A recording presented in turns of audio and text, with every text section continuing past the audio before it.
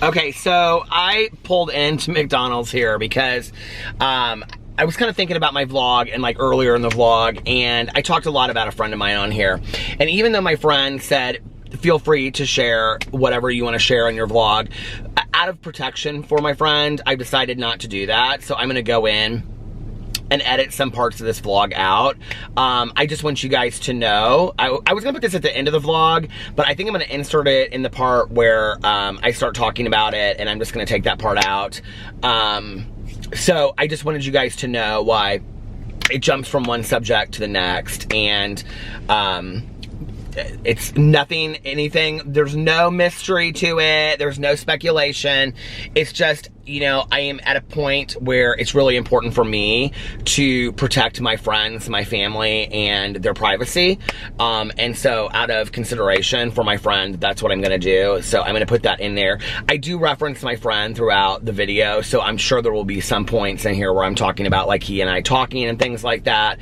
But the main part of what I talk about, I am going to take out, even though he said I could share it, and I'm gonna insert this part in here. So I just wanted you guys to know, like when you're seeing it, you're like, all of a sudden there's this huge like jump cut, what just happened? I wanted you guys to understand that there was a reason why I took the part out. So anyway, now back to the video.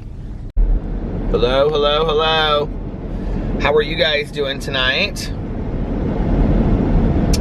It is late. I fell asleep. My husband went to bed so early tonight, and I was actually watching Miss Continental. So if you don't know what it is, Miss Continental, I've talked about it I think the last couple nights. Miss Continental is a pageant, a female impersonation pageant in Chicago. And it's put on by Jim Flint, who I believe he owns the Baton Bar in Chicago. But anyway, I wanted to go for years and years and years. Well, this year they had on their Instagram like the live story of the first, I think it was like the first hour of the show. So every year they do this really cool thing where the former winner, she gets to pick like a theme for the year. And this year's theme was like ballroom, like pose.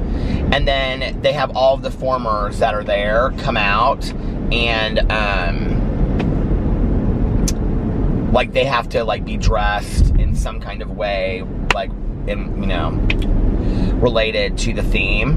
And it's always very, very cool. And so they bring them all out, and it's called The Runway. And I've watched these for years, like on YouTube, because they have like the Miss Continental Runway on YouTube. People are saying that my camera is out of focus. I don't know if it is or not, but I apologize if it is. I can't really see, you guys. Part of the problem is that I need reading glasses all the time now, so when I'm filming, like I can't really see that close, like how clear it is.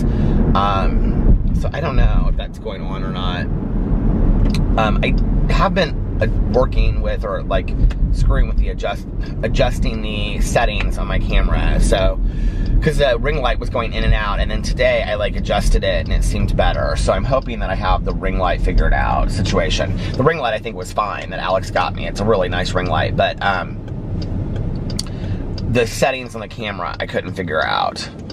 And today I was actually gonna sit down and just kind of dedicate my day to figuring out how to use the camera that Alex got me. And he even offered, but life sometimes comes in the way of it's been a rough day today, and I'll talk about that a little bit in a second. I can't really talk much about it. Not rough so much as far as me or, you know, my personal life or anything like that, but like my sobriety stuff. Not my sobriety, but it's just been, I don't get to share that piece on here, you know, because I can't, out of protection of other people. But there's a lot to my life that you guys don't see. That's like my involvement, you know, with being in a 12-step program. And some days there's, you know, nothing. It's just going to a meeting, and other days it's tough. And today was one of those tough days. But everything's good now, so everything's good. And I'll talk about that in a second. But anyway, So I was going to spend the day working on that camera, and because I have a lot of stuff to do, like tomorrow and Wednesday. So I can't do that then. And then Alex has something that he's doing Thursday night, so he can't help me after work. So that means it's going to be another week before I figure out how to use this camera. I can figure out how to do it. I just can't figure out the attachments and how to like put the thing in the car and stuff. I'm really not great at that kind of stuff. It is going in and out. I don't know why it's doing that.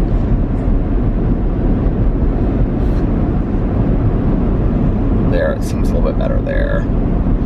There's like this box that floats around when I have this certain setting on, and if it's not like right on my face, then it's not clear. So anyway, I was watching Miss Continental, like the first hour, like the runway, and then they announced the top 12. And I really was hoping they would have the whole pageant live on Instagram, because I was like dying. I would love to watch that. And it was funny because like everybody in the feed, it was like an Instagram live, you know, story. Everybody was like, or Instagram live. Everybody was like, oh, I hope they continue to show the whole pageant. I hope they can, but they didn't show the whole pageant. Which, why would they? I mean, you have to buy tickets to go see it, but they just showed like the first hour of it.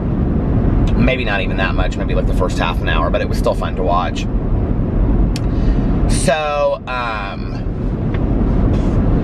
I did that, and then Alex came out, like I had like 5 or 10 minutes left, and he was like, I'm going to bed, and I was like, oh, well, I'm gonna come up then too. And so I watched the rest of the 5 minutes, and then, or whatever, and then I went upstairs and talked with him for a little bit, and then he just fell asleep really quick, and that was at like 10:15. So I was laying there, and I was like, I'm just gonna lay here and close my eyes for just a little bit.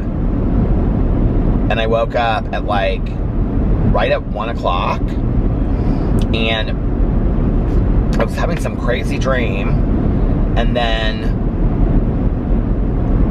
like Pee-Pee was sleeping like right next to me. He's been sleeping a lot like up by us. Like he usually sleeps down by my leg, but he was sleeping up by us. And I must have woken him up because he was kind of like looking at me when I woke up. He was like, he sat up and like just was like looking at me. And I was like, 5 more minutes, Pee-Pee, 5 more minutes. And the next thing I knew, it was like 3 o'clock, and I woke up and I was like, okay, I need to get up. So I took him out. So that was that. Day was good today. I got up, we went to brunch at Patashu, which we haven't done in a while, and then we came home, and Alex was gonna watch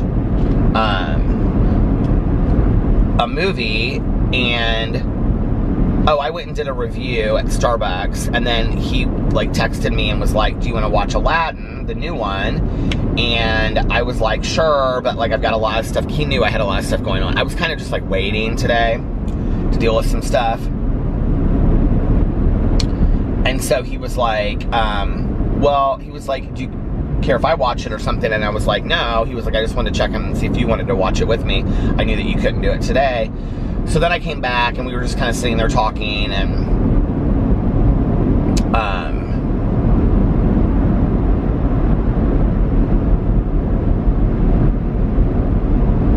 we sat around. He was watching Lucifer, and I sat on the couch next to him with headphones on, and I watched Orange Is the New Black, and we just kind of sat there for a little bit, and next to each other, while I was watching Orange Is the New Black, and he was watching Lucifer. And then I didn't want to sit there with my headphones on anymore, so I went outside to watch the Miss Continental. I was like, oh my God, the Miss Continental pageant's on. He's like, you've been waiting all weekend for that. I go, I know, I totally forgot. So I went outside to watch it, so I didn't have to have my earphones on. And that was like, then I was like halfway done with it, and he came out there, so we went to bed. That was kind of our day. Brunch was really nice today. It's kind of nice getting back to normal and getting, you know, back to like the usual thing of how life is. I'm dying for something to drink. I really just want water, in all honesty.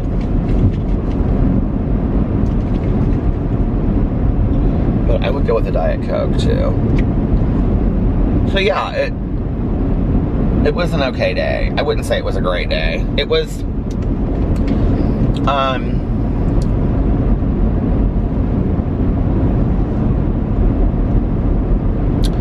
you know, I struggle because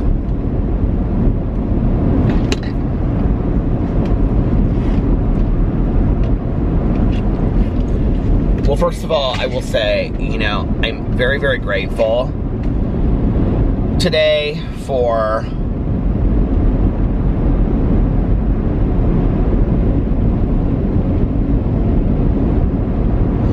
being on this side. You know, like, I remember what it was like, you know, it's like, I mean, having been sober for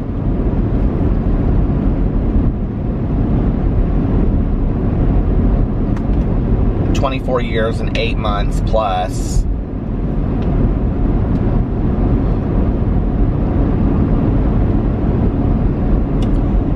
like, I still remember, you know, like, how scary it was.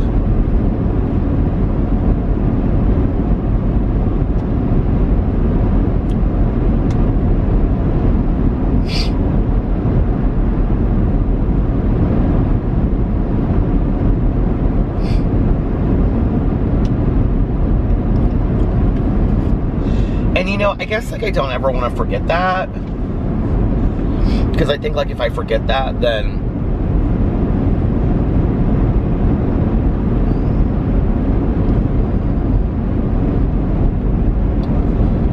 I guess if I forget that, then, like,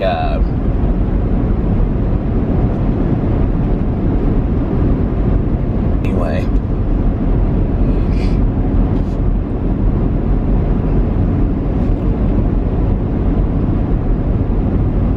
I was thinking back, actually, tonight about, like,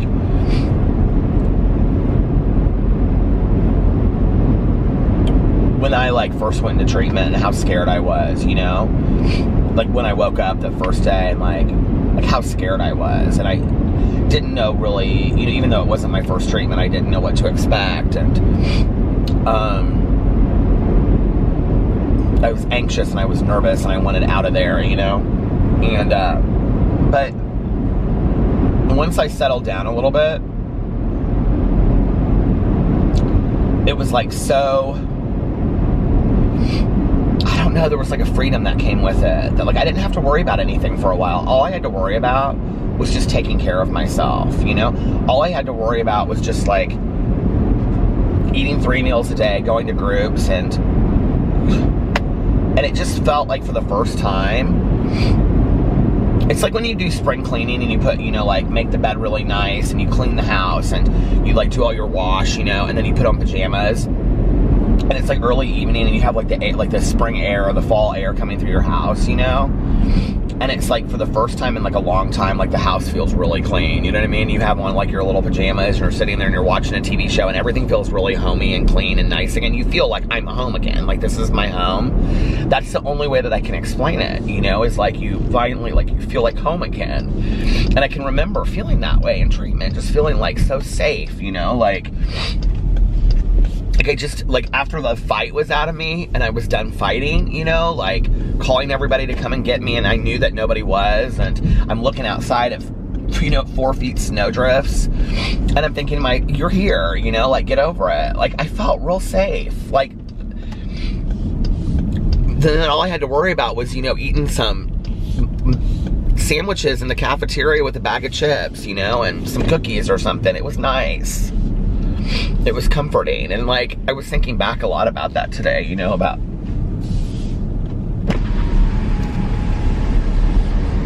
but I had to get through that fear first of, like, even walking through the door. It was so scary for me, you know?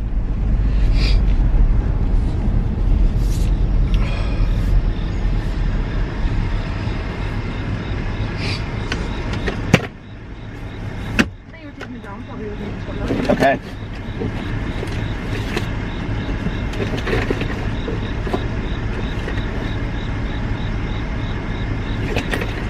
Oh my god, the battery's gonna die.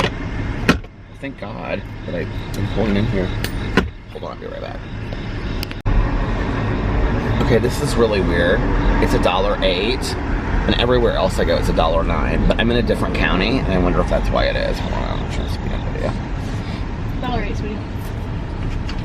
It's a penny less here than everywhere else. I know. It's our county taxes. Are you in Hamilton County? No, I think we're still considered Madison County. Oh, so you're okay. Hamilton's up next. Yeah.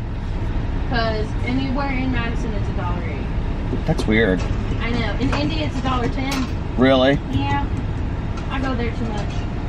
What do you go there for?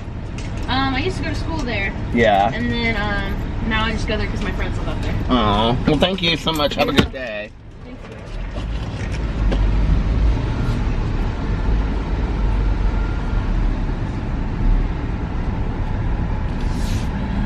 I didn't have the heart to tell her that it's $1.09 and I go there all the time. I couldn't do it. I just couldn't tonight. Oh, there she is. Hello. Oh, there you are again. Hey, thank you so much. Have a good morning. You too.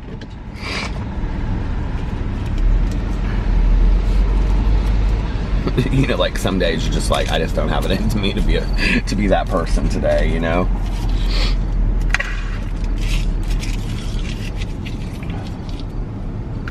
Oh. Drop this.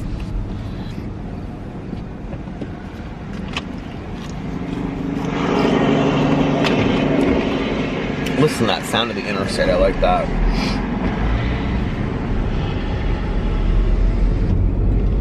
I like driving on the interstate late at night, obviously. Like, since I do it like every night. My friend couldn't understand. He's like, now I know you make videos, but he was like, I didn't know, like, he's been kind of out of the loop. Oh, please tell me I can get back on the interstate over here.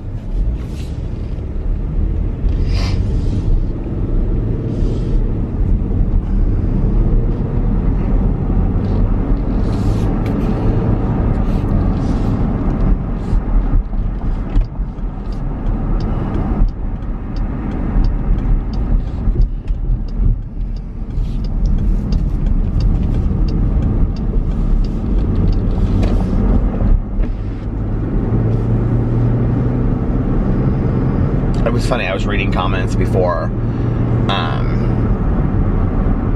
I left tonight on my vlog, and I say this every once in a while, and then there becomes like questions that come up about it, so I'll just address it now. I read all of the comments on all of my videos. Like, I skim them. But on my vlog and on my Peterisms channels, I typically read, like, literally every comment. And on my review channel, too, because there's just not as many comments. But, like, on my Peter Monn channel, you guys, it's, like, really hard to keep up with the comments. Because, like, sometimes I'll get, like, 1,000 comments, you know, on a video. Well, and for a while, I was really trying to do a good job of, like, responding to comments in, like, the first half an hour or the first hour of, like, uploading a video. But I upload a video, like, if I do make 5 videos in a day, and I haven't actually made a booktube video in quite a while, but if I do upload 5 videos in a day, you know, usually when I'm uploading a video, I've explained this before on here, but I'm just going to say it again for new people that want to know why I don't comment a lot in the comment sections. So, while I'm uploading a video, or when I upload a video, I publish it, like, I'm typically working on another video. So, like, over a period of time throughout the day, I don't have a lot of time to just sit there, you know? Whereas, like, you know, other YouTubers that sit down and they respond to a lot of comments, it's because they upload one video and then they're done. So they can just sit there, right, for like a half an hour. I don't have that. So, you know, and then I have to decide, well, would you rather, you know, upload more videos or, you know, respond to comments? And I know that people like both, so, you know, there are periods where I go in there and I try, if I have the free time, I do go in there and I try to answer it. But I do want you to know that I do read your comments. And, you know, I've also said on this channel, and I'll say it again on here, if you are just a complete shit stirrer hater of Peter Monn on this vlog, okay? Like, on my other channels, I usually typically let you say your piece, but over here, if you're gonna come and I can tell from your, not just one comment, but if it's several comments, if I can tell that your sole intention is just to hate on me, I'm just gonna ask you to leave, okay? And by that, what I mean is, I'll just block you from the channel of commenting. And, you know, that's just how it is. If you want to hate watch me, that's fine, but I don't have to hate, I don't have to read your hate comments. So, and there's people that read that participate a lot openly in my comment sections of my vlog, and I want this to be a safe place over here. I don't want them to feel like if they comment on something, they're gonna get attacked, blah, blah, blah, blah, whatever. So, you know what, I appreciate that you might have an adverse opinion about me or whatever, but I'm just gonna let you see yourself out as far as the comments are taken. And that's my prerogative. And that's the only channel that I do that on. And I mentioned that 6 months ago. I mentioned that 2 years ago on here. And I'll continue to say it. I haven't said it in a while. So nothing's changed. I'll just let you know that. But anyway, I do read the comments. I want you guys to know that. The other thing is this, is that I don't ever want, like, it is very deliberate how I handle the comments, okay? Like, on this channel specifically, because I have so many of you that are so dedicated to watching this channel that I don't want one person to feel like I care more about them than the rest, or somebody to feel like I don't ever respond specifically to their messages, the other comments, because sometimes what happens is, like, let's just say if I always respond to the first 40 minutes of, like, my Peter Monn comments, well, there's always going to be somebody's comments in there that I miss, right? So then I'm missing them over and over and over again, right? And then that person's like, is there a and then I get these messages a lot. People will say, is there a reason why you're specifically not responding to my comments, but you respond to everybody else's? And I'm like, no, like, it really truly isn't intentional at all, right? So on the vlog, I either try to just do like a blue heart, or like, you know, if it's somebody says it's their birthday, like if I do comment, right? But recently, I've really tried to, in all honesty, allow you guys to have the comment sections and for me to stay off of it, because I don't want any one person to feel like I only pay attention to this person's comments versus the others and all that kind of stuff. But what I do want you to know is that I do read each and every single one of the comments specifically, or not specifically, but especially on my vlog channel. Like, I really read, like, I you know, read more and all that. I can't say that I do that on my Peter Monn channel. Like, I'll skim the comments, but there's so many of them, right? But I do still over there read every comment. But especially on my vlog channel, I read, like, every word that you guys, you know, write on there. And I want you to know that, and what you have to say is important to me, and what the life that you share with me is important to me, and things like that. And that is also why it's important for me to keep a safe, you know, place over there. In all honesty, you know, like, I have a thicker skin than I used to. But I just don't want this to be a place where we're cultivating negativity, you know, if that makes sense. And it is what it is. So I'm going to continue to vlog on a regular basis, and I know that there are some people out there that don't like me, but I know that there's a lot of people that do, and I'm not going to stop vlogging. I'm just not, right?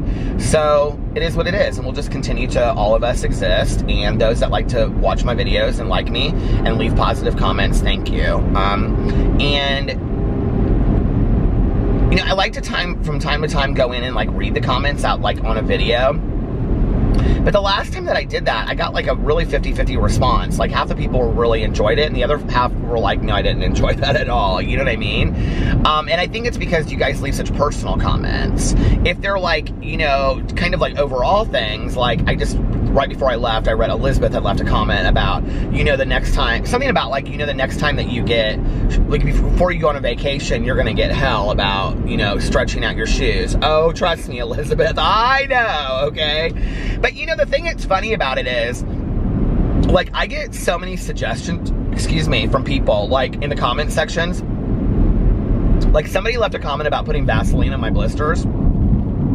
I really do listen to the suggestions that you give me. Like, if they're kind-hearted and I can tell that they're coming from, like, a nice place, you know, or that, I mean, it doesn't even need to be, like, in really syrupy, sweet language, but if you're like, hey, you should try this, like, I typically will try it. Like, I mean, I really do listen to it's weird how this whole vlog, you guys, I never expected this vlog to turn into what it did, like, you know, so when I talk on here and you guys give me suggestions, I love it, you know.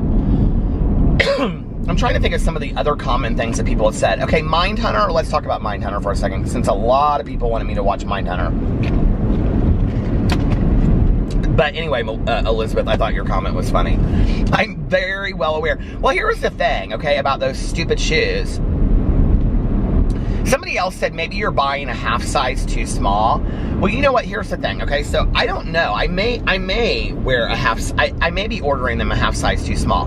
The really weird thing is this, is that my shoes that I bought for Las Vegas last year are the exact same size and brand. That's why I bought these shoes. And they gave me blisters last year in Vegas, but they fit perfectly now because they were stretched out. But I haven't worn them like a ton. I mean, I really haven't, you know, worn them a ton. So I have thought too, maybe I'm a half size too small, right? Well, when I bought those shoes, like, this is a part of the, like, you guys, the part of my real life that you don't see, okay? Like, I literally, like, would put them on and say to Alex, do they look too tight? And then he would say no, and then I'd say, can you feel the toe? And then he would be like, no, they feel perfect to me. And I'd be like, right?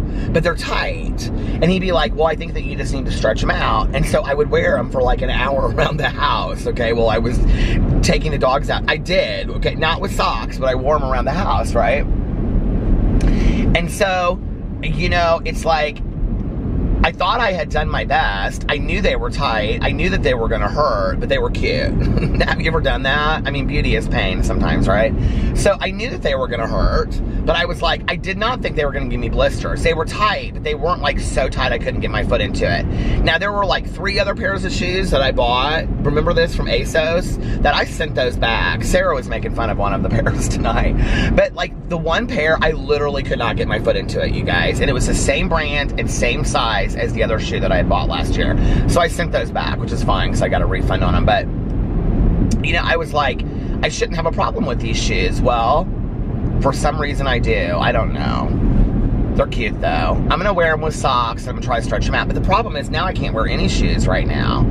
I can't wear, you know, sneakers or anything because these blisters like hurt like hell whenever I put a shoe on.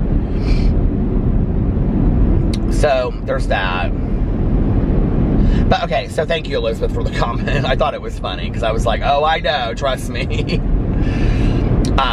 And I think that's where, like, maybe, like, a lot of YouTubers would, like, then not show that anymore and be like, oh, they just wouldn't show the new shoes that they get and talk about it. But I'm like, whatever. Like, this is my life, you know? Like, I wanted to show my life on here, so this is what you get. What was I gonna say? And then Mindhunter, oh, like, so many people have told me to watch Mindhunter. Okay, so I started watching Mindhunter, and I don't remember how far I got. I actually really like the guy that plays the lead in Mindhunter because he was in the HBO show called Looking, and I can't think of his name, but he was also on Glee for a while, if I'm correct. So I started watching Mindhunter because Alex watched it and loved it. And I got to the point where he was going in and doing interviews with that guy, that serial killer, and he would talk about his mom and stuff. And then where they like moved the offices into the basement, like that's kind of like the last thing I remember. I was like halfway through the season or something. Well, the construction in Indiana is just absolutely ridiculous right now. Like, this is just out of control. And you know what? And we have so much of it that isn't even anywhere near completion. I'm like, we are now going into fall, winter. It's going to be real interesting to see because this is going to be accident central if they don't, like, start getting some of this stuff taken care of. So, the thing is that I wanted to go back and watch it, but I didn't feel like it was, I don't know, it just wasn't what I thought it would be, you know? So then, this is the part I haven't shared because I didn't want to ruin it for anybody. Mel and I have really spoken at length about reading Mindhunter for the book club. We actually think that it would be a good pick for the book club. So then I started thinking, well, if we're going to read it, well, I might as well just wait until I've read it and then watch the show, which is what I think I'm going to do. So if I read if I see a movie that there's a book out of, my grammar is so bad, book out of, if I see a movie that is a book to movie adaptation, and I haven't previously read the book, I won't go back and read the book. Like, once I've seen the movie, I won't read the book. But if I've read the book, then I do want to see the movie.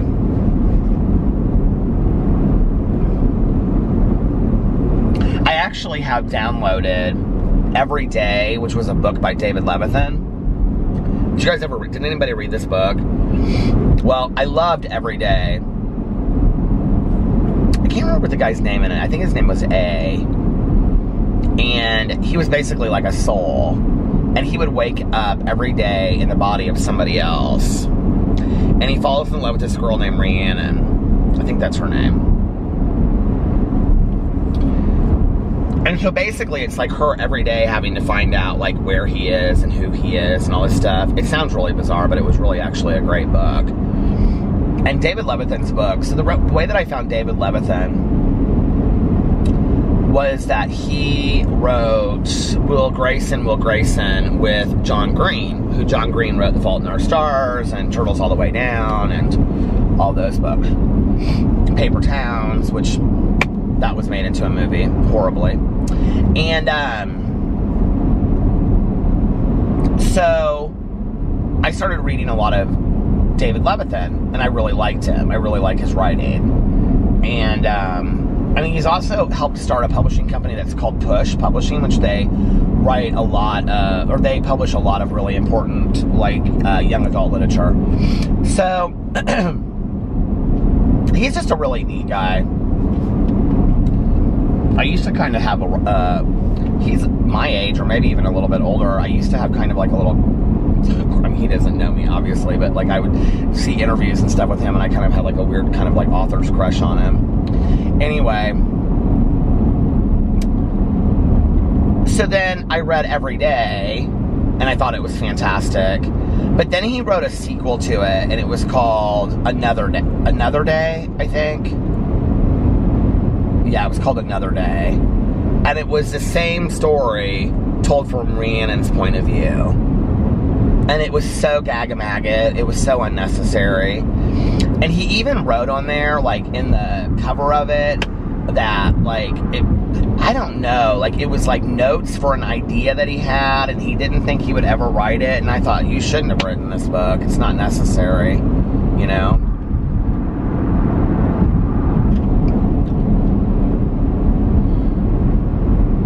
But anyway, I have not seen Every Day yet, that book-to-movie adaptation. I actually heard it was pretty good. What's the book that I watched? I started watching the movie and I didn't finish it. The Nicola Yoon book about the girl that can't leave the house because of the disease that she has. I thought it wasn't bad, but, like, I thought it really missed a lot of what the book had in it. Paper Towns, I thought started off great, but then it ended completely differently than the book did, and I thought the ending of the book was so important to the book. Like, the way that Paper Towns ended, I thought was so important. They did something completely different with it. The Fault in Our Stars, I thought the movie was great too. I mean, To Kill a Mockingbird, I like the movie better than the book, so that says something, right? There's a few out there. There's a few. I'm really kind of hoping that they make, like, a fictional, like, not a fictional movie, but that they make, like, you know, a movie, like, not a documentary, but based on Michelle McNamara's I'll Be Gone in the Dark. I know as soon as I say this, somebody's searching it, and they're like, oh, they're gonna make it. Because whenever I talk about something, people always, like, Google search it, and so thank you, I love it. I don't have to do anything, I can just say it in a video, and then somebody goes and searches it. But I would love to see that as a movie, and to see, like, her kind of, you know, obsessive search. It's weird. I will tell you this, okay? So, like, I mean, I've always kind of liked true crime, and I've always, like, watched the shows on TV, but I wouldn't say, like, obsessively. You know, it's funny when you listen to, like, so if you specifically listen to my favorite murder podcast, you know, when you listen to them talk, they'll, like, joke about, like, people that listen to, like, murder podcasts or read the murder articles and stuff, because, hold on a second, this just went really big. Because they kind of, you know, fall down these rabbit holes and become kind of, like, weirdly obsessed with a lot of this true crime stuff, but it's true, right? And, like, if you're not in it, you don't really understand it. Because I didn't understand it before I was in it, and I thought it was kind of weird, but now in the same way, it's like, okay, like, I'll read this Israel Keyes book, and then, like, I'm, like, on the forums, and I'm reading people's information, and did you know this, and did you know that, and blah, blah, blah, blah, blah. I mean, and then you find out all this information that is nowhere in a book, and you didn't know, and it's all this kind of obscure information. And it's very interesting. And once you kind of get into true crime, it's hard to not like fall down that rabbit hole. I have to say this, the book club, though, that one thing that saves me is that we only read a book for a month. So when the book is done, I'm kind of done with it. Like, the Israel Keys case, though, is going to be another Golden State Killer for me. I'm like super interested in that case. The only thing that holds me more interested in the Golden State Killer is that he's still alive. So I'm kind of wondering if he's ever going to talk about like everything he did at some point. You know, if he'll ever come out of basic isolation and talk about it, because he hasn't yet. I don't think he will.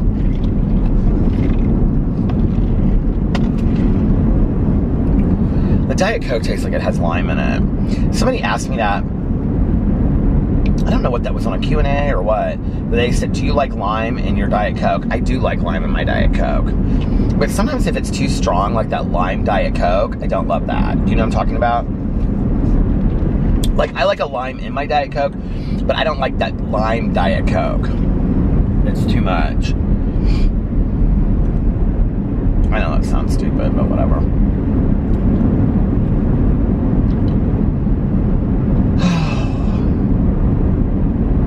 I think the other thing about true crime is, unlike any other genre that I've read, really, because it's real and because it's like you can Google search and look up other stuff, like it really is like a genre of escapism. Like you can really get out of your mind and whatever's going on and like just focus on that, because it's so easy to like, that place always spooks me whenever I drive by that house with that barn. Because you can really like escape from all of it, you know, and I don't know, it's just crazy interesting to me. The more active cases or cold cases are interesting more though than the solved cases. Like I think I get real bored of the solved cases. And a lot of them, like I have to say with like some true crime, like, I just can't deal with it. Like, Ted Bundy, I just could not deal with him by the end. John Wayne Gacy, I was so done with, like, reading about him and his arrogance. It just was, like, I don't know, it was a lot. Like, I was interested in knowing the story, but when I was done with the story, I was done with it. Like, I don't feel like I need to know any more about it. Like, actually, Mel and I were talking about this the other day with the BTK Killer. Because I said, you know, we could always circle back around and we could read another book about the BTK Killer, because we've only read Carrie Rollins' book, his daughter. And she was like, yeah, we could. And I said, because I mean, now that it's a true crime book club, like Mel and I don't plan on stopping this book club anytime soon. Like, we don't plan on just doing it for another year. We plan on doing it for the rest of our lives, you know, hopefully. So, I mean, we really enjoy doing it. I mean, even if it's just the two of us and Megan Schmegan and Mrs. June. I'm trying to think of who else comes into the live stream. Danette, you know, and a couple other people that, you know, are always constants in the live streams. It's like, and you know, the people on the thread, oh, it's going to stop. Hold on. I mean, if it was just Mel and I, we would continue to do it. I love it. I love having somebody to talk to, let alone, you know, 30 to 60 people to talk to about a book. Like, that's so fun for me. I love that, you know, and I hope it's fun for other people as well. But the thing is that now that we've opened it up to total true crime, which I think was smart, and I would say this to anybody, if you're ever going to start a club or whatever, just make your niche very, very small, because it's easier that way. When we had this open forum of all things we were going to read, although I'm glad that we read some of the things. Like, I was talking to my friend tonight. I was trying to talk about anything, but anything serious, you know, and he loves David Sedaris, and I was talking to him about that I had read the Holidays on Ice at Christmas, because that was our Christmas book on there, and we got laughing about that. And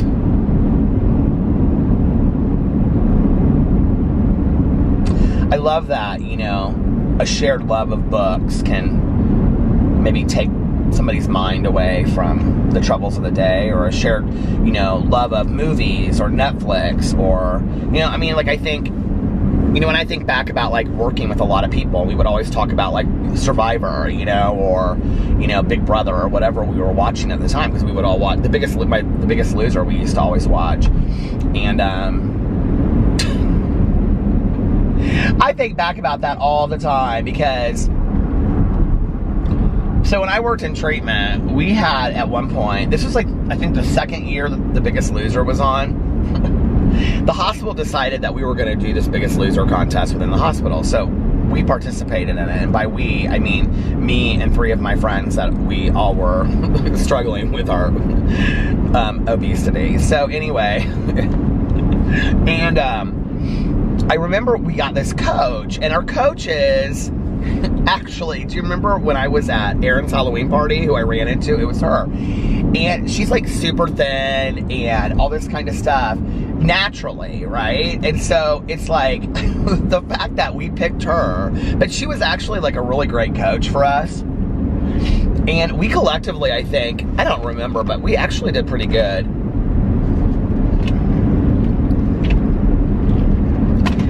I remember I worked with this woman, and I don't think she ever in the I worked with her for the entire 13 years that I was there, and we were close too. Like, we worked close together. We were, you know, friends. We knew each other's families and stuff like that, but I don't think I ever saw her in 13 years gain or lose a pound, except for when she was pregnant. Like, in all honesty, I don't think I ever did. Like, she would, every day for lunch, she would bring about 6 Pringles. Do you guys know anybody like this? Okay, I'm like literally every day going to Burger King or Subway. And the majority of the time that I worked there, I was not overweight. Like, I was in good shape, you know? And there were periods that I was like really, really in good shape, and I was just eating like a can of tuna. Like, back then I would eat a can of tuna fish. Like, I've always been kind of okay with tuna fish. I think it's because my mom made tuna fish sandwiches when I was growing up, but that was like one of the only kind of fish that I could ever eat. But at that time, I would, like, when I was working out, you know, I would eat like a can of tuna fish, a can of V8 juice, and some crackers for lunch. But that was like a year of my life. But I swear to God, for 13 years, every single day, her lunch was like a juice box, 6 or 8 Pringles, plain Pringles in a little bag. And then she would have an apple, and she had this apple cutter thing that went down the middle and then spread the apple. And then like a peanut butter and jelly sandwich, or a turkey sandwich. I swear to God, every single day for 13 years, right? I don't think she ever put a pound on. But anyway, you know, of course, like, I'm no different on this vlog than I would be back then. So can you just imagine me in lunch, and I'd be like, oh, and I probably shouldn't be eating this Whopper, but I'm so hungry and I love Whoppers and blah, blah, blah. I just don't think I'm ever going to lose anyway. I mean, I've always been this. I've always been this, I mean, ever since I could talk, I've been like this. So, you know, of course, we would all sit in this room and eat lunch together, you know, or whoever was available. So she and I would sit in there a lot together, because for a long time we were, you know, co-counselors working together. And so she would always say to me, I literally would like lose it. Like, when she would say, she'd go, well, I mean, you know, it's just pretty simple. You just need to eat less and move more. Really? Eat less and move more. Wow, why didn't I think about that? You know, as I'm biting into my Whopper with cheese. Oh, with a little pie on the side, you know. And she's eating each little Pringle at a time. Oh, carrot sticks, too. She always had carrot sticks. Couldn't forget the carrot sticks.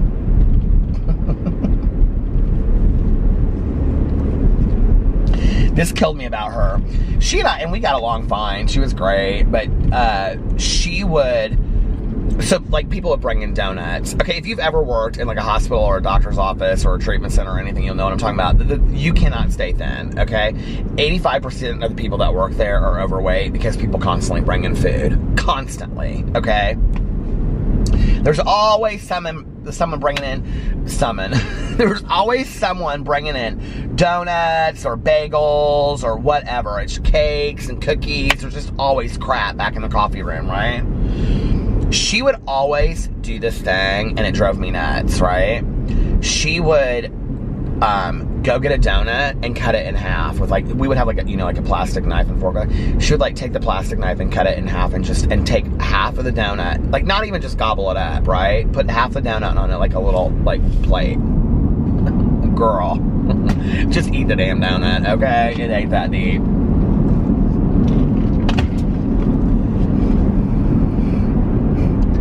I don't think the fact that she ate that way pissed me off, because, I mean, she was one of my friends when we worked there. We, you know, got along really well. I think the fact that she could control herself so well because she wasn't an addict, you know, or an alcohol, she wasn't in recovery. And, but you know what, I learned a really valuable lesson from her. She would tell the patients, because patients would say to her, like, you know, one of the things that patients would say to all of us that were in recovery is they'd say, well, I only want to share my story with you because you get it, because you've been there, right? Like, that was kind of an in that you had, you know, working with people in recovery. And I got that, because it was always when I was going through treatment and stuff, I wanted to talk to somebody that had been there. But, you know, like, she would say, like, when they would say that to her, you don't even know what I've been through. Although she had had some family stuff that she had gone through herself, she would say, but you know what I do know how to do is, I do know how to make good choices. I know how to make good choices in my life. And sometimes it is about choices, you know, of what we choose to do. And when you go forward, when you leave here, it is going to be about the choices that you make. And she would always say it in just a sweet way. And I thought it was great. She actually was a fantastic counselor, you know. And we had such a neat team that we worked with, because we were so different, all of us. And I think that that was what it was like this collection of all of these different people that worked together, you know, that were so completely different. But damn, she couldn't eat a whole donut, I'll tell you that. Which is so funny, because if you've ever read so Overeaters Anonymous has a basic text. Well, they borrow the first 164 pages from the basic text of Alcoholics Anonymous, but then they have a book, and I can't remember what the book is called. It might just be called Overeaters Anonymous. Like Narcotics Anonymous is called Narcotics Anonymous. Alcoholics Anonymous, people refer to it as the Big Blue Book, or the Big Book, or the basic text. Cocaine Anonymous, it's a green book, and it's called Hope, Faith, and Courage, and it's just stories, and they borrow the first 164 pages from Alcoholics Anonymous, which is basically the part that tells you how the program works. The rest is stories. So Overeaters Anonymous. So anyway, one of the first stories, if not, oh my God, the stars are so beautiful tonight. One of the first stories, if not the first story, is called something like, she could never put, I can't remember what it's called, but it's something like, I remember when I read the title, I thought it was so hilarious, and then I read the story, and I was so related. Like, and I'm like literally almost in tears because I relate to it so much, but it was called something like, I think it's He, and it was like he could never turn a hot donut down, or something like that. And I remember reading the title, and was like, what is this? And then I read it, and I just was like, the story about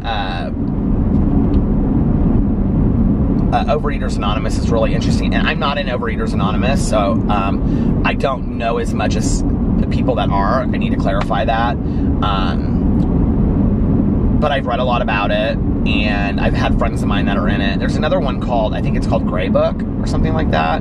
But anyway, basically when you talk about abstinence in Overeaters Anonymous, abstinence is eating 3 square meals a day, like eating 3 like healthy meals a day, I think is how they define abstinence. I could be wrong, so if somebody else knows the difference, could you please put it in the comment section and correct me nicely? I just want to make sure that people know.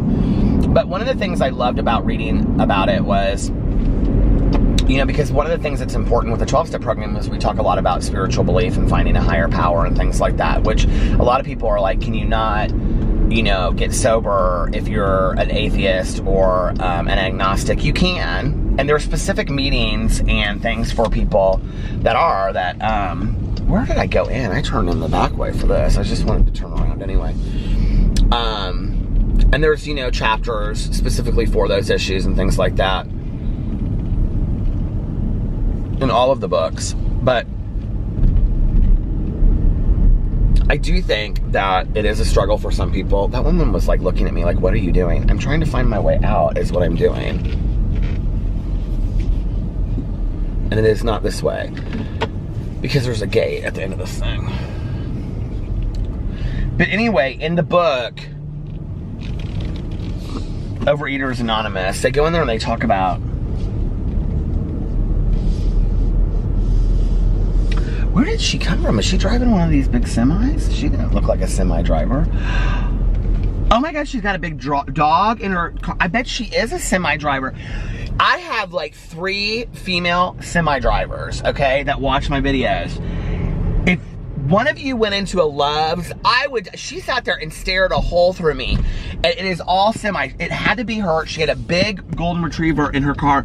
I'm gonna die if that is somebody that watches my vlogs. I should pull up there and be like, to just wait and see if she says anything to me, but I don't want to scare somebody, so I won't do that.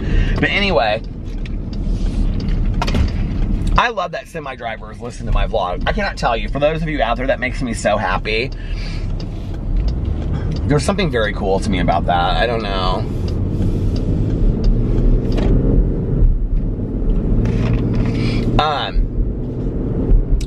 Oh God, the sky is beautiful tonight. It's a good day to be alive. Good day to be sober. Good day to be alive. But anyway, in the book, it says that they were going to meetings. And so, because they believed it was a health issue, that they would replace in the steps, wherever the word God was in the steps. So like, you know, came to believe that a power greater than ourselves could restore us to sanity. They would change that to came to believe that a doctor could restore us to sanity, I think is how they did it. They would replace anything to do with a higher power or God or whatever with doctor. Well, it didn't work. They continued to like relapse and go back out and relapse and go back out. And they were going to a lot of AA meetings at the time because there weren't really a lot of, they were the ones, it was 2 women, I think, that started Overeaters Anonymous. And they were, you know, welcome at Alcoholics Anonymous meetings. And,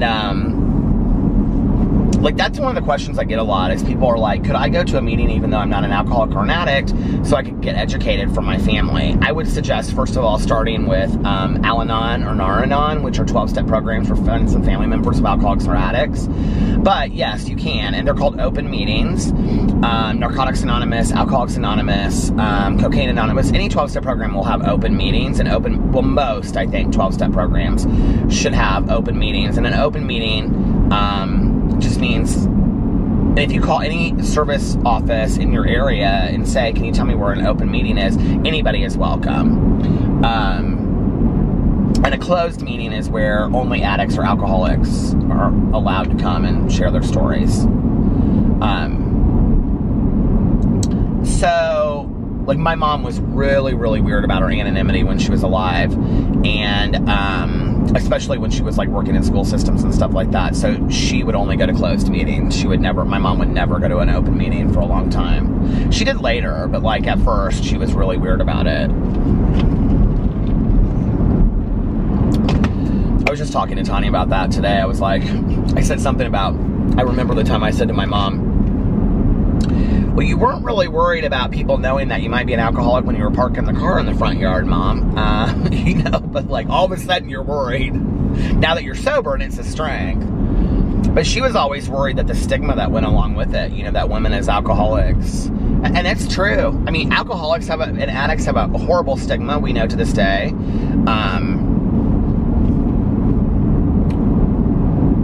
If you've ever been to a funeral of somebody that's died of an overdose, it's interesting because nobody really wants to talk about it, right? Even if the family, even if the parents are like, or grandparents or whoever, or spouse, are openly talking about it, right? And they're like, yes, he died of an overdose. Like, I've been to a lot of funerals where the parents or the spouse will say, it just was too much. His addiction was too strong for him or her, right? They just couldn't handle it anymore, and the addiction got the most of them. Like, they get it. The families get it. People around, like, don't know how to talk about it. And it's the stigma in our society that we're so afraid to talk about addiction, you know? And so they'll be like, well, what happened? Oh, God. You know, and then they'll be like, well, I thought he was doing okay. I never would have guessed. And, you know, and it's like, I never would have guessed. He never looked like that. She never looked like it. She seemed like, you know, it's always all of these things that we believe to be true about addiction, when addiction looks like success just as much as it looks like failure. It really does.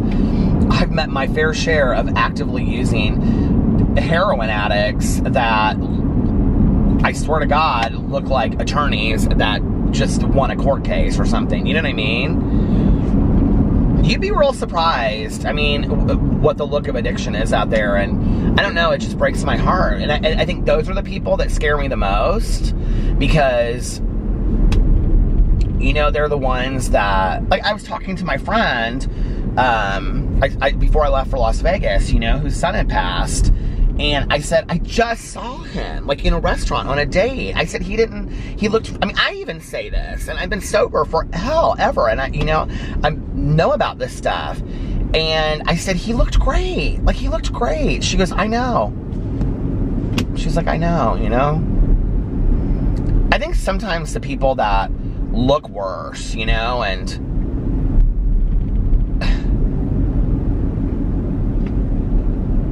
I think sometimes it's easier to help because we know that they need it so much, other than the ones that are, you know, maintenance using and help. Anyway, it's just so sad to me. But so these women were going to AA meetings, basically to learn about recovery and 12-step programs, but they were all, because they were going to put their own together, but they were also like, that was how they were getting their support, right? And so they would just say, when it came to them, like, I'm an overeater, and then they talked about it in the story, that all these guys, or maybe I read the history of it or something, I don't remember, but all of the guys were like, it was all men and just these two women, and they were really nice, and they would, like, let them come there, and they didn't care, which of course they wouldn't, right? I mean, that's how it would be today, even if somebody was coming.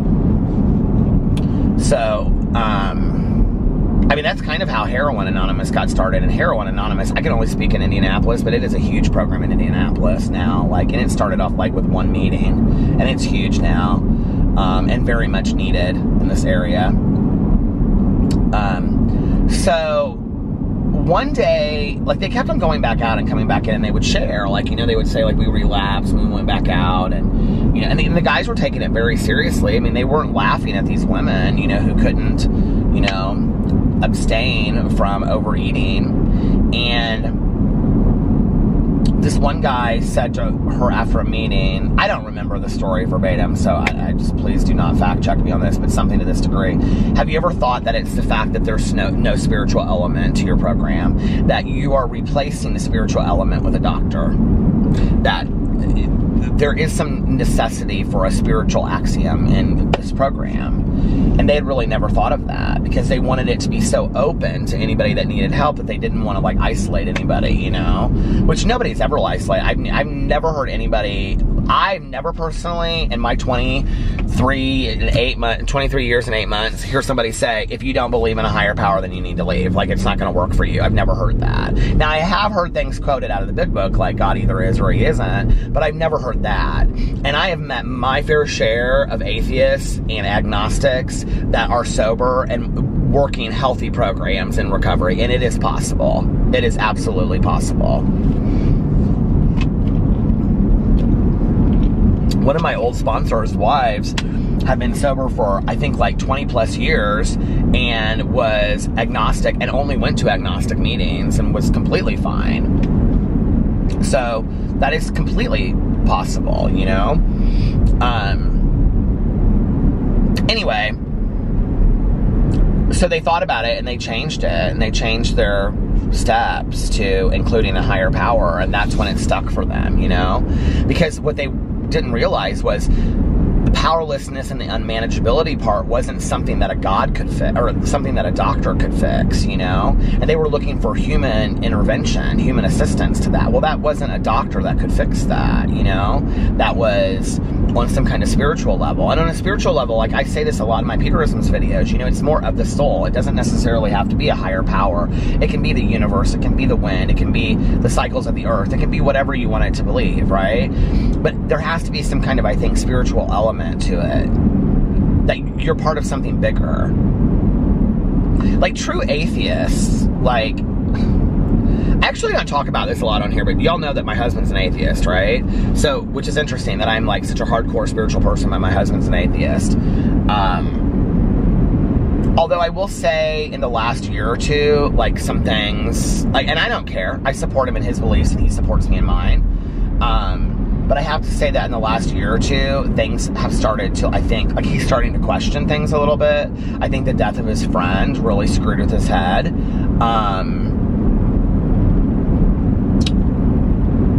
I think he would like to believe in something, but there's no, my husband is very factual, very proof-based, and he needs that, you know? And if that doesn't exist, then he just can't. He's a burning bush person. And, you know, spirituality is a lot about faith, I think, in something that you can't see.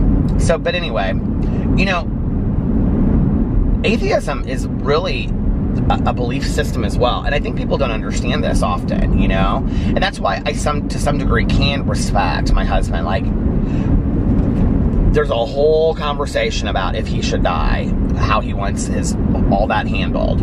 Because we've already had that discussion, you know? And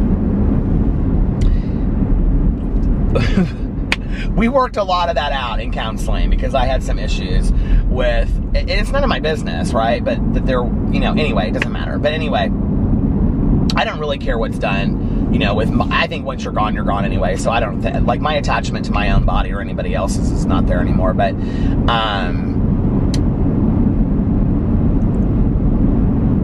there is very much a belief system that you are also part of the earth. You're part of the cycle of the earth. You're part of the rotation of the seasons and, you know, the earth coming full circle and around again. And Alex very much believes in all of that, you know? This isn't just like, oh, I don't believe in a higher power. I don't believe in a God. It's stupid. And he's never disrespectful to me, you know, of my things.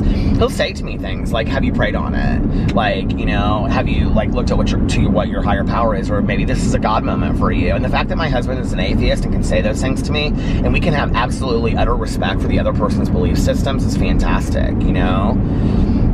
I think it's important for people to understand that marriages and relationships and friendships can exist where you don't necessarily have to believe and agree with each other on everything. My best friend and I have, I would say, in 23 years of us being close friends, we really closely believe in a lot of things today. Like, our belief systems are, like, kind of very much aligned. But we didn't get there it's gonna stop, hold on.